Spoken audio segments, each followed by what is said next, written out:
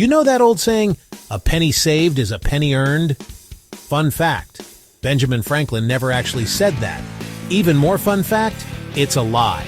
And it's just one of 5 major money lies that are keeping you broke.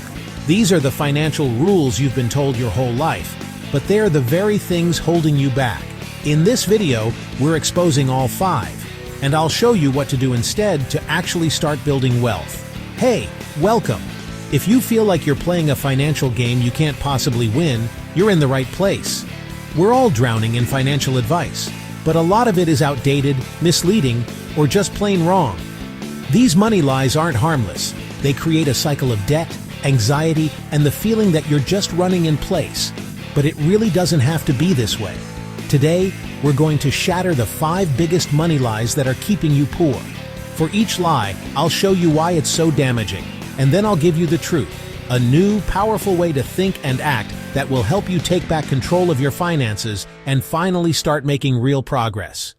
Let's do this. Let's kick things off with a big one. The idea that all debt is evil. You've heard it a million times. Get out of debt, live debt-free, cut up your credit cards. The message is simple and terrifying. Debt is a monster that will devour your financial future. So we end up treating all debt the same, whether it's a student loan for a valuable degree, a mortgage on a house, or a credit card maxed out on impulse buys. This all debt is bad mindset is so destructive because it has zero nuance. It just creates fear and paralysis. People become so scared of borrowing that they miss out on smart, strategic opportunities to build wealth. They won't consider getting a degree that could double their income, or they'll avoid using leverage to buy a home, which is one of the most common ways people build lasting net worth. On the flip side, by lumping all debt together, people might not see the 5-alarm fire that is high-interest credit card and payday loan debt.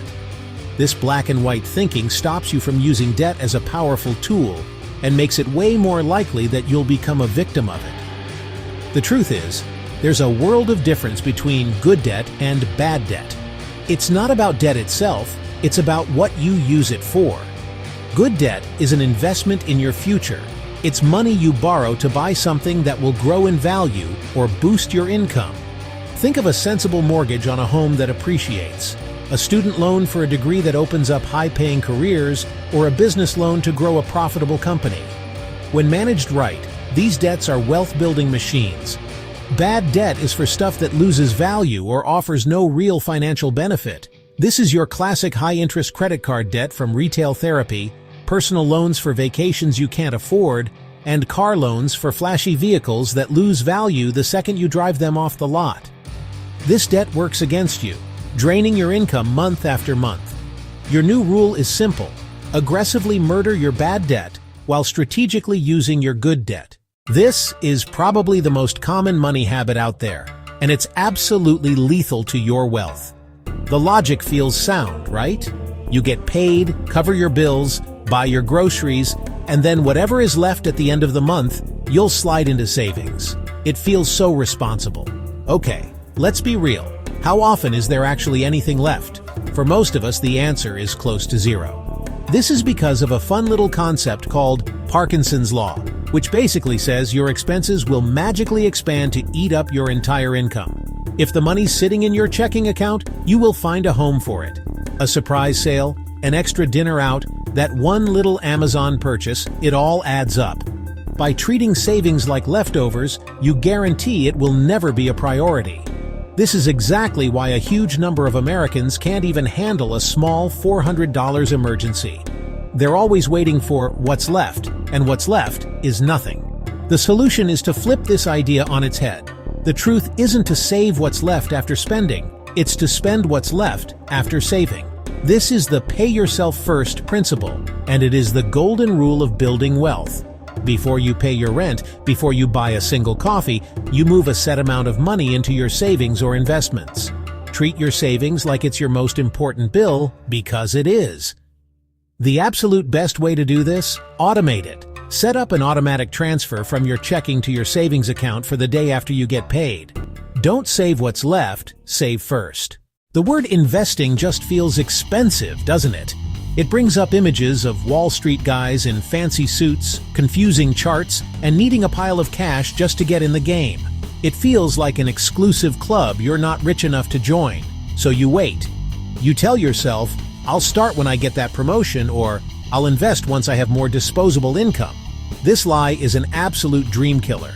By waiting on the sidelines, you are giving up your single most powerful asset, time. The real magic of investing isn't about starting with a huge amount of money. It's about how long your money gets to grow. This is all thanks to compounding, where your earnings start making their own earnings. Waiting just a few years to start can literally cost you hundreds of thousands of dollars down the road. The belief that you need to be rich to invest is the very thing that keeps people from ever getting rich. The truth is, you can start investing with $1. Seriously. Today, the barriers to entry have been completely demolished. There are brokerage accounts with no minimums, apps that let you buy tiny slivers of stocks, called fractional shares, and robo-advisors that will build a diversified portfolio for you automatically. The goal isn't to start big, it's to start now. Even if it's just $25 or $50 a month, building the habit is what counts. A fantastic starting point for most people is a low-cost index fund, like one that tracks the S&P 500. Instead of trying to pick winning stocks, you just buy a tiny piece of the 500 biggest companies in America. Stop thinking you need to be wealthy to invest. The reality is, you need to invest to become wealthy. This is one of the sneakiest traps in our entire consumer culture, and it's never more obvious than when you're buying a car. The salesperson leans in and asks, "So, what are you looking for in a monthly payment?" You give them a number, let's say $500 a month, and like magic, they make it happen. You drive off the lot feeling like you got a great deal because that payment fits right into your budget. Focusing only on the monthly payment is a financial head fake, and it's designed to make you lose. It completely distracts you from the only number that actually matters, the total price. Car dealers adore this question because it gives them all the control. To hit your magic number, they can stretch your loan from 5 years to 7 years, bury hidden fees in the paperwork, jack up your interest rate, or lowball you on your trade-in.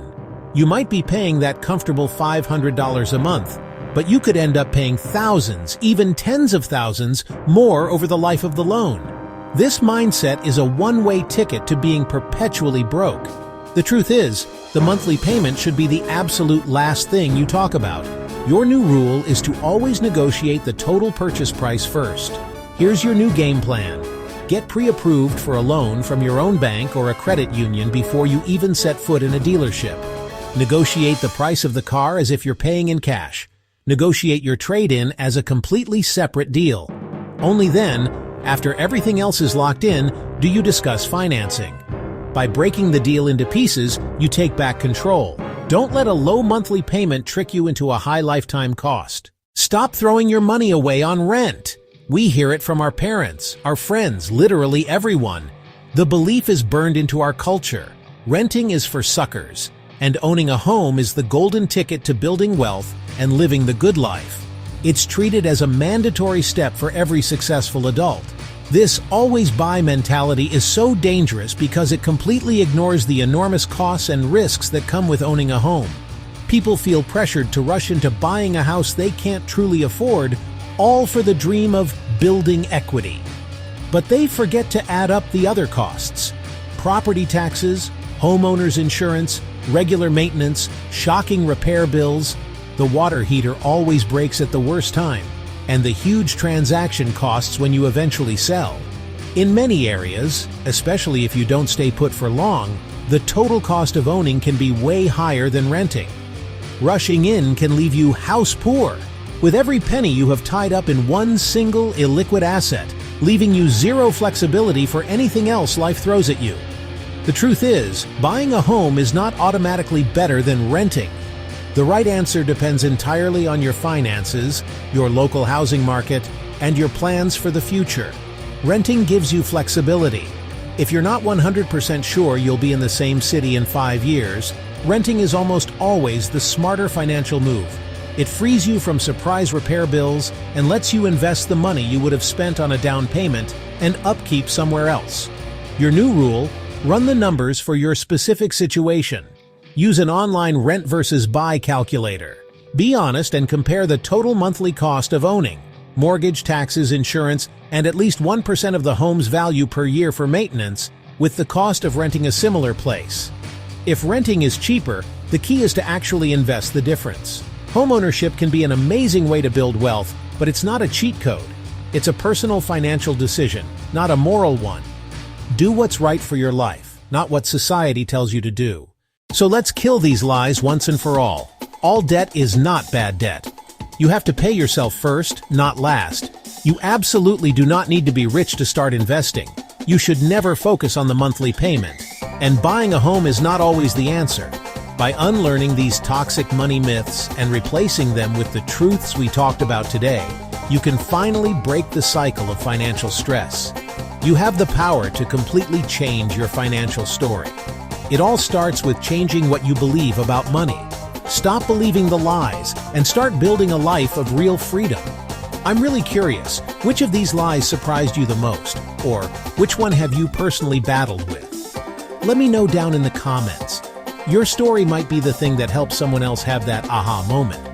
And hey, if you found this valuable and you're ready to bust some more money myths, do me a favor and hit that subscribe button. Thanks for watching, and I'll see you in the next one.